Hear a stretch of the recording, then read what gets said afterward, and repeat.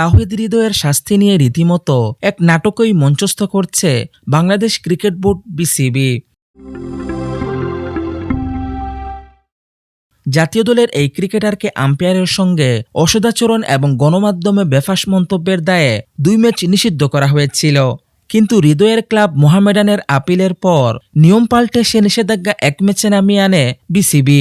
1 match নিষেধাজ্ঞার শাস্তি বুক করে ডিপিএলে মাঠেও নামেন হৃদয়। তবে নিয়ম পাল্টে হৃদয়ের শাস্তি কমানোয় তীব্র সমালোচনা হলে আবারও আগের শাস্তি তথা 2 ম্যাচ নিষেধাজ্ঞা কার্যকরের সিদ্ধান্ত নেয় বিসিবি। এবার বিসিবির সিদ্ধান্তে ক্ষোভ প্রকাশ করে বোর্ড সভাপতির সঙ্গে বৈঠক করেন ক্রিকেটাররা। সে বৈঠকের পর হৃদয়ের বাকি 1 ম্যাচের নিষেধাজ্ঞা 1 বছরের জন্য স্থগিত করা হয়েছে।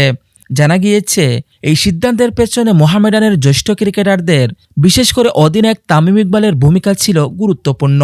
তামিম সহ সিনিয়ররা বোর্ডের কাছে চাপ প্রয়োগ করেন শাস্তিপূর্ণ বিবেচনার জন্য। তাদের চাপের প্রেক্ষিতে হৃদয়ের শাস্তি 1 বছরের জন্য স্থগিত করা হয়েছে।